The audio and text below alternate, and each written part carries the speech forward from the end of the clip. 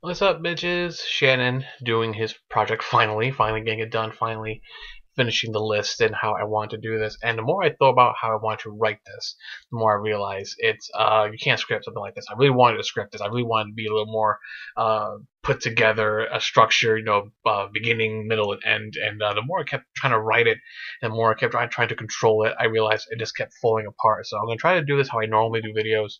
And it's just gonna be just how it comes out. So hopefully my speech impediment, that is my stuttering, does not kick in too bad, and this comes out good.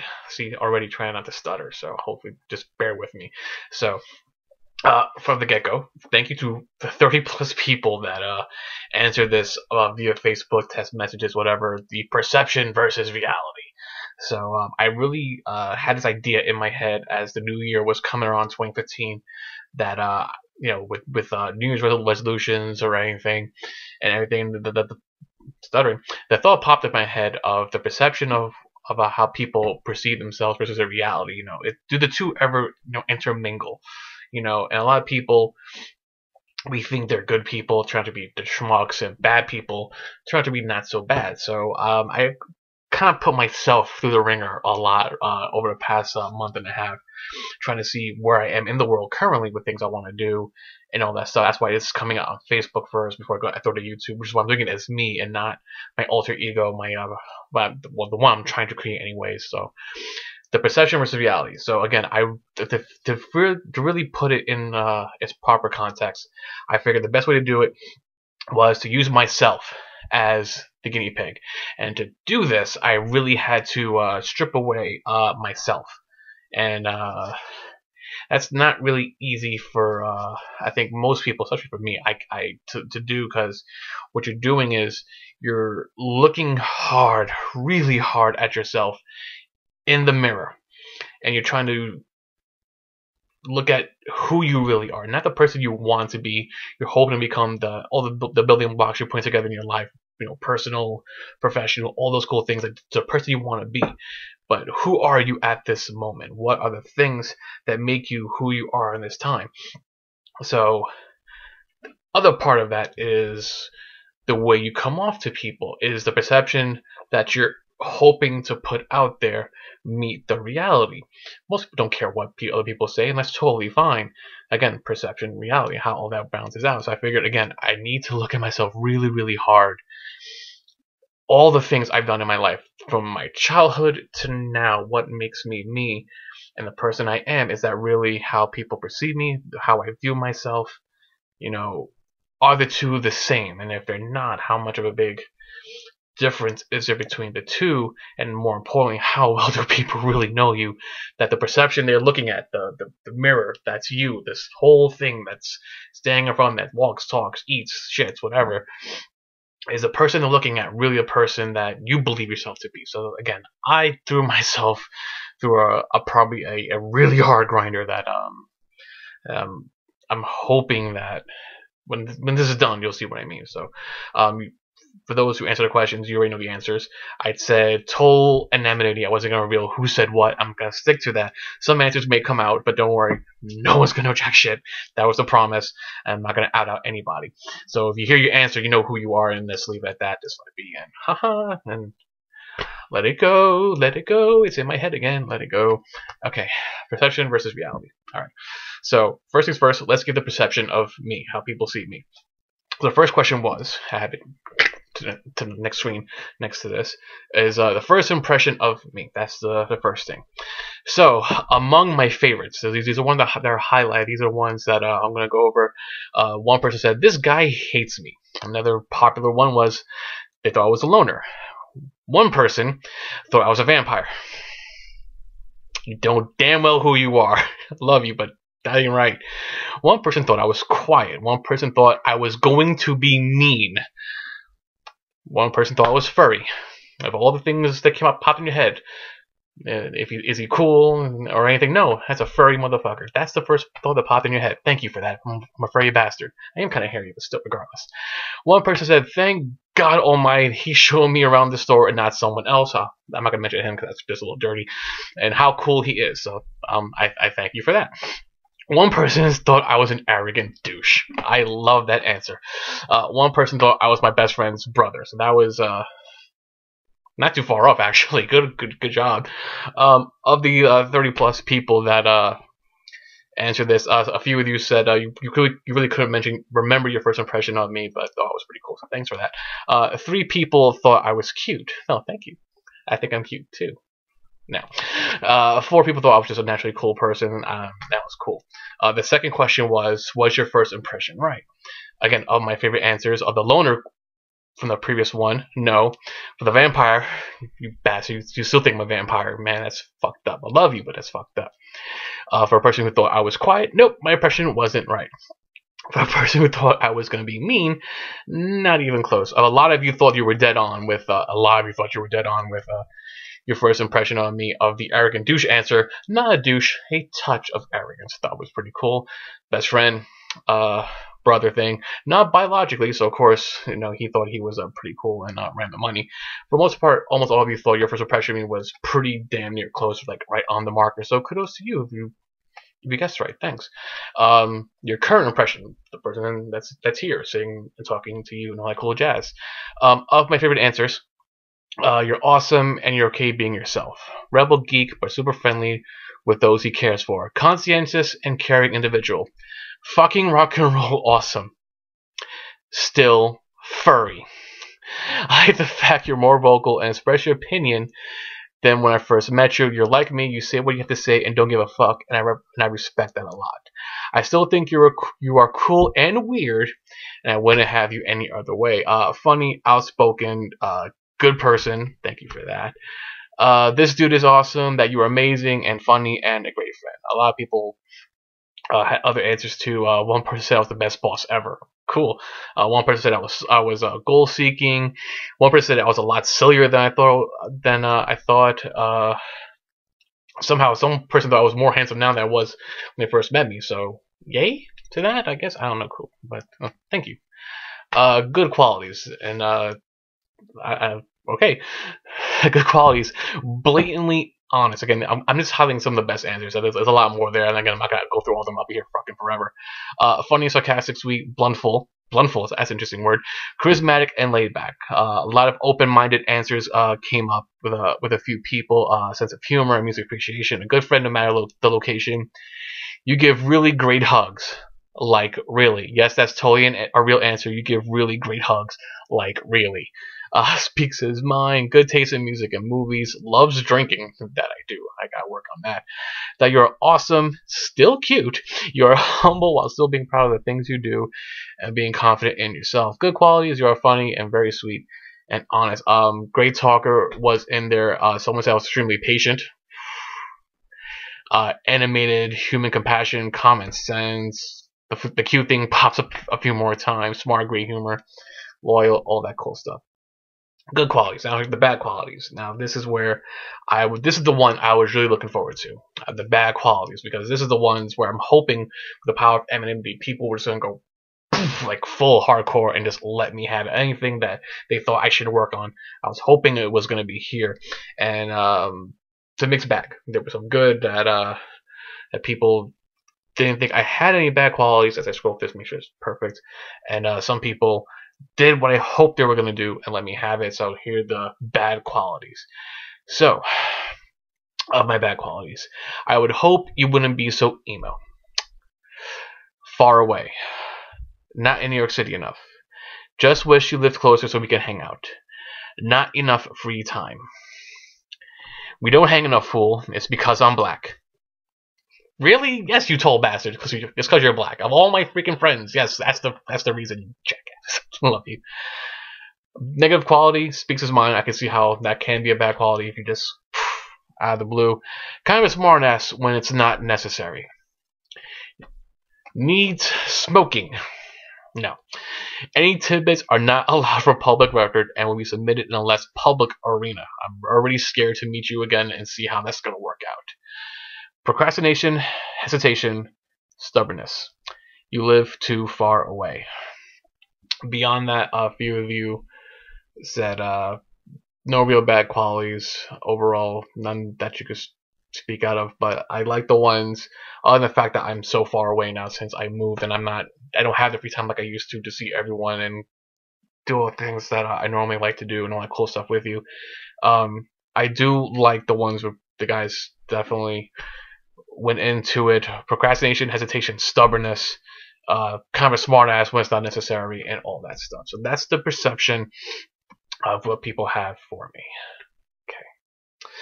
Now, before I give the reality of what I really am, I guess I should tell you who I really am, because that's going to paint a picture of how this project came about.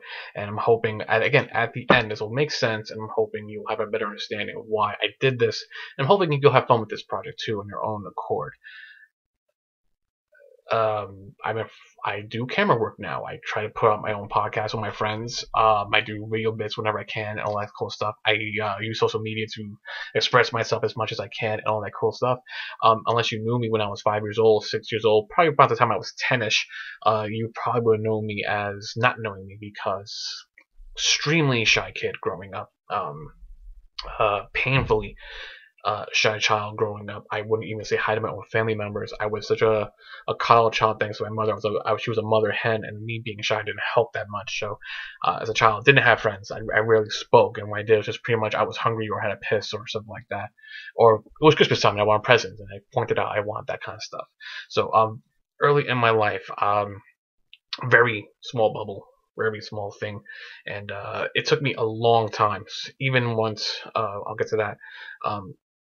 When I started talking, to really open up about everything. So, going into high school, puberty hit me earlier than other kids, but I was so coddled, so um, just in my own bubble growing up as a child, that I didn't have the typical social things kids have to help them with social standings around them, interacting with other kids and things like that. So I was very alone as a child. I had my cousins, and without them, I love you guys. Without them, I probably wouldn't have any real ability to ever talk, because it was through them they kind of pushed me.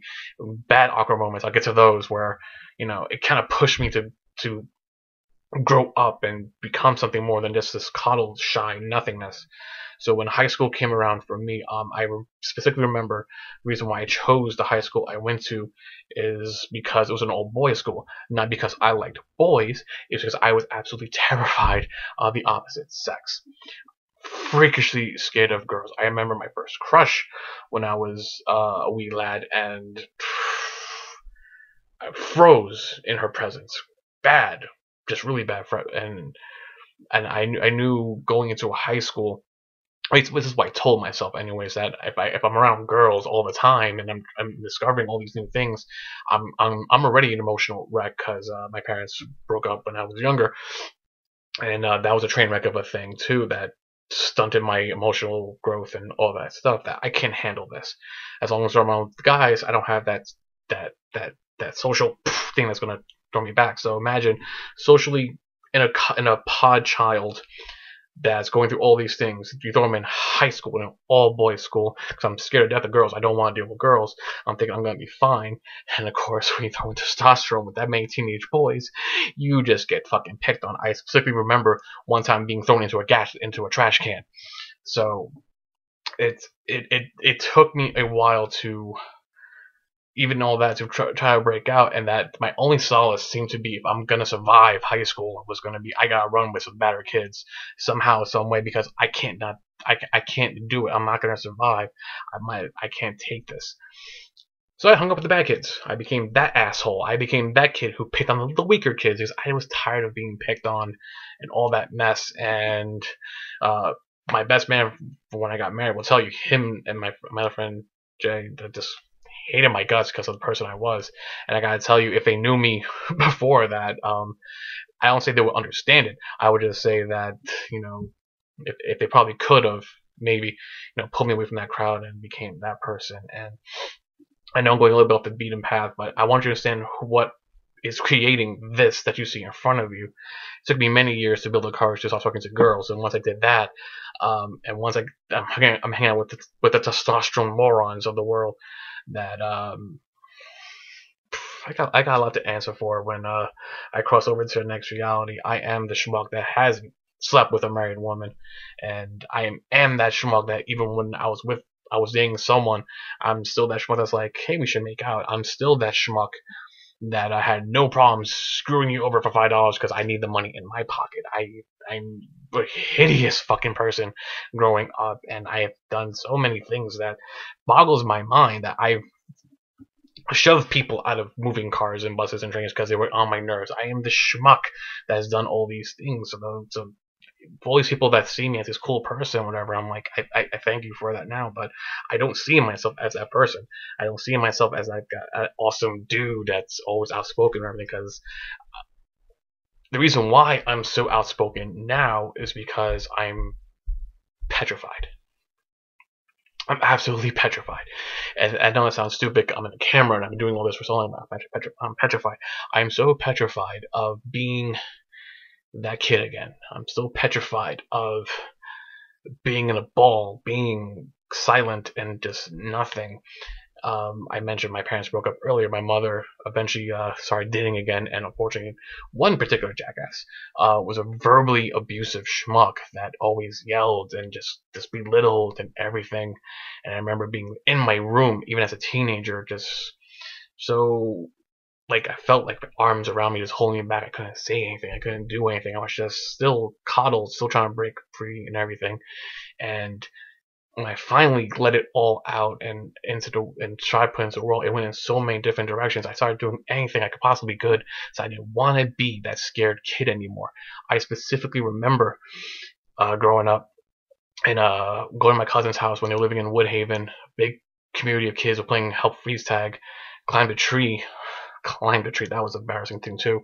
To get on top of a roof so we can scour the areas when kids are coming around. We could just, they're coming, run down the tree and whatever. I remember being caught that guys were coming up the tree and guys were coming up from the other side of the building, and there was nowhere to go. And in that one weird moment, for some reason, I decided to jump off the roof. Not because I'm cool, not because I'm brave. None of that crossed my mind. I'm not that kid. What came out was we. And that was my first, probably biggest moment of breaking out and doing something different. That's not normally me. So when people say, I'm so cool, I'm so this and whatever, I don't see it. I've had this ability also to not be able to let go. I'm emotionally attached to almost everyone I meet in some form or another, because I'm so scared that one day I'm gonna wake up and they're all gone. Case in point, I remember ages ago, I'm talking, lifetimes ago, I remember when I was in school, my second school, after I transferred out of the old boys school and did all the other stuff in vocational school, whatever. I remember there was one girl I did not want out of my life come hell or high water. What did I do? I was stupid. She wasn't showing up to school. I didn't want her out of my life. I'll do your finals. Yeah, I'm that idiot. I'm that stupid moron. I did that, and I remember her cousin's like, you fucking need help. This is not cool what you're doing. What the fuck is wrong with you? And I'm that much of an emotional just idiot and broken fool that, yeah, I did that stupid shit. And that's the person I am. And I'm not trying to I want to say make you feel sorry for me or anything like that. I'm just trying to pull apart the perception of myself versus the reality of myself. And I have to really look at myself, the person I've done, person I am with the things I've done. And I see people say, hey, cool, you outspoken, whatever.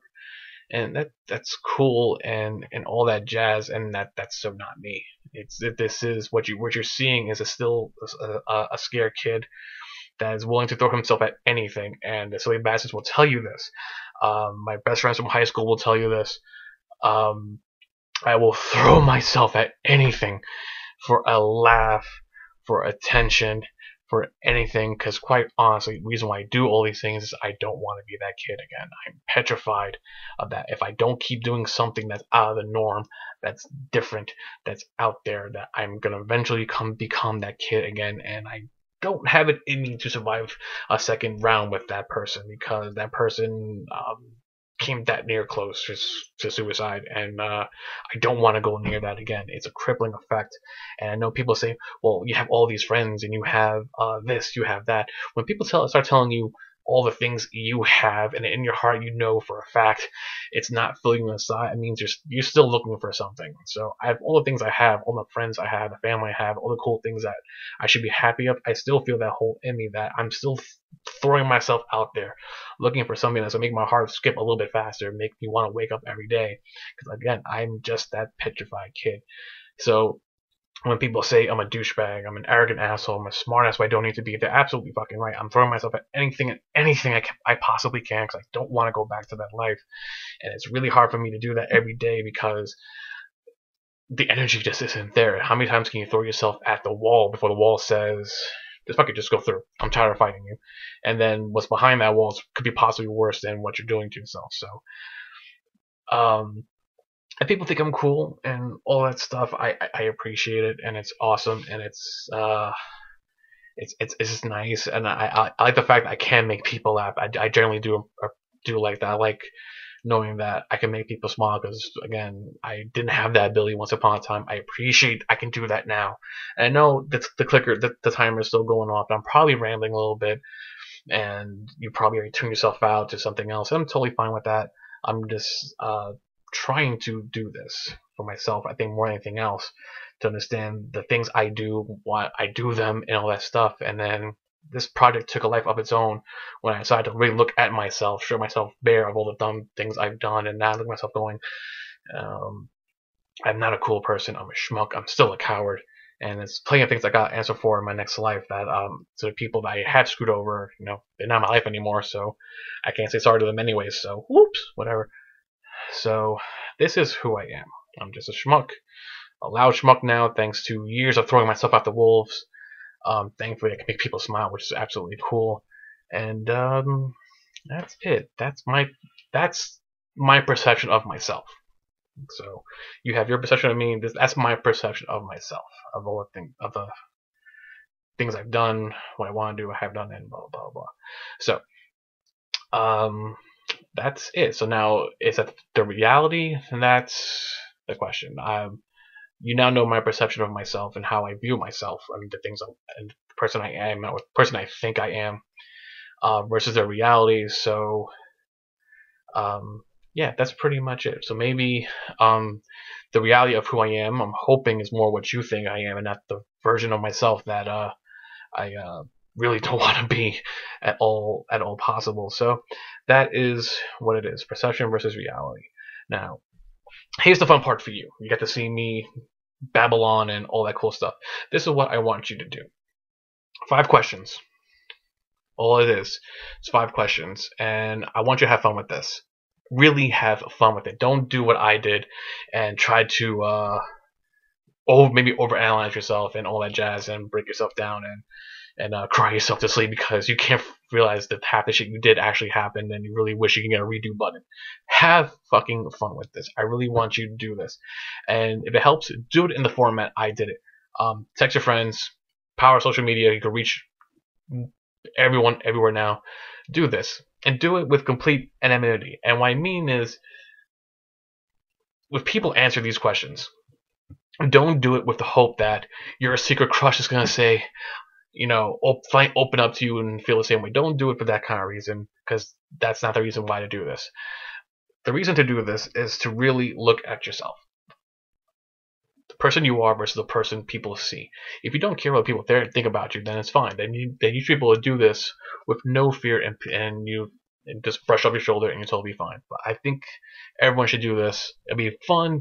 There'll be some weird answers for sure, because there's a bunch of answers in here I wish I could say out loud, because holy shit, you fucking people have seen me do some whacked out shit. I can't believe I'm still alive. Go and buy some of these things I've done. But back to the questions. 5 questions. Do it. Texting, Facebook, whatever. And do it with hope that you'll get a better appreciation of what your friends and family think of you versus what you do think of yourself. And you may be surprised at the answers you might get. You might get the extra pick-me-up that you need, because looking at these answers for me anyways, it was a definite pick-me-up that so many people thought so many positive things about me when I was absolutely knocking myself silly and beating myself down and looking at myself in the worst possible light. Answers here were very cool thing. I thank everyone, again, the 30 plus people that answer this. So again, 5 questions, do this. First question, simply put, your first impression of me, what was it? Second question, what you want to do is, was that impression right? Third question was the current impression of me. The fourth question is uh, good qualities, if any. And then five, negative qualities, if any. See what your friends and family think about you. See what you may want to improve on yourself. See if you know you are as awesome as you think you are. Or you may just need that extra kick in the ass. So, and you know what, you may not think you're as hot shit as you think you are. Maybe you need to work on these couple of things. So, there you go. Perception versus reality. I hope you enjoyed my ramblings and this lovely project of mine. Uh, try it out for yourself. See what your friends and family think of you. See if the perception versus the reality actually meet together. So, hi from Shannon. That's me, and I hope you enjoyed this rambling project of mine. Have fun.